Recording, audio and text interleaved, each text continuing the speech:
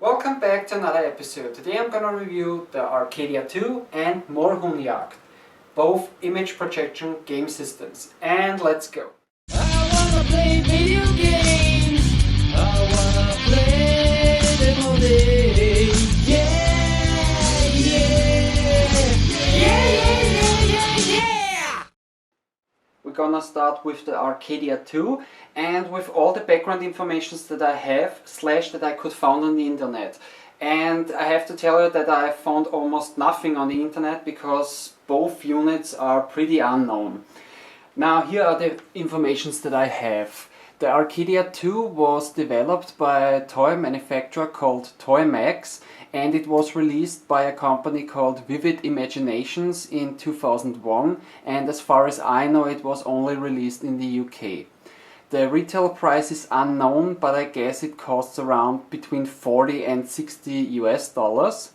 And yeah, this is the box of the system, and yeah, the condition of my box is okay, but it's not great. But anyways, here is the box.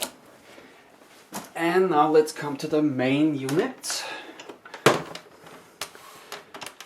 This is the projection unit, and yeah, on the front you have the port for the power supply. You have 4 little projection units, and on the top you have the image slide slot, and those are image slide cartridges. And yeah, you have 4 images. You have a helicopter, 2 fighting jets and 1 passenger plane.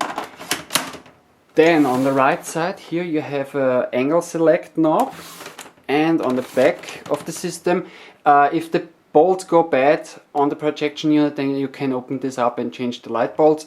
It is cartridge based, and this is the cartridge that came with the system, Fighter Attack. And according to the box and also to a flyer, there were also 2 other cartridges, or better say games, released for the system, but I never saw those on eBay or anywhere else. On the left side here you have a speaker for all the sound effects. Then here you have an LED display, 3 buttons with game, function and player. You have 5 different games, 9 different functions, and you could play this game between 1 to 9 players. Then here you have your on and off switch, and on this side you have the port for the player 1 gun, and on the other side you have the port for the player 2 gun. The system came with 1 light gun, and according to the box you could also buy a second gun separately, but I also never found one of these. Okay, now to the light gun. This is the light gun, and the port looks a little bit like an S-video cable. On the gun you have a start button, then the normal trigger button. In here you have a little laser scope, and when the system is turned on you have a little red dot inside. This is where the sensor is, and underneath the pistol you have also another little projection unit, and this is a slide with a little explosion. So every time you hit the target during the game, the projection unit will be activated and you see the explosion and you will hear an explosion. To reload the gun you have to move the gun downwards, and inside here you have a little metal ball, and the metal ball must hit 2 contacts on the front of the pistol. And this was an issue that I had when I got the system. It worked for 1 or 2 times, or let's say 1 or 2 games.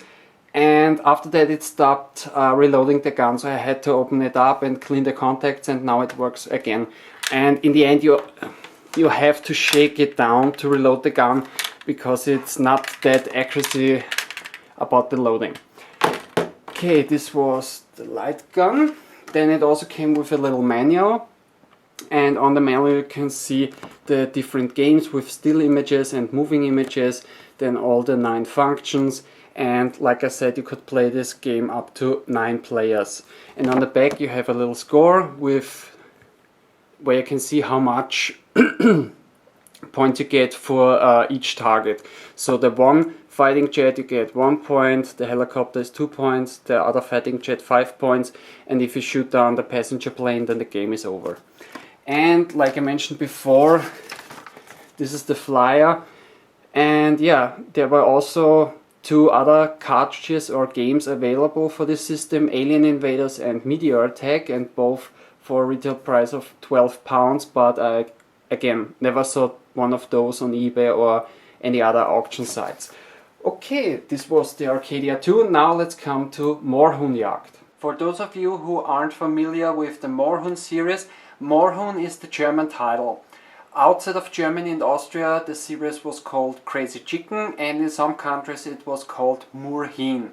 And yeah, the Moorhuhn series started in 1999 when basically the game was an advertising / a gag game for the Johnny Walker whiskey.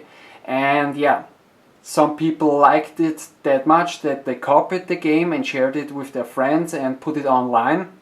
And in the end it was a free downloadable online shooter, because it's basically a shoot 'em up game.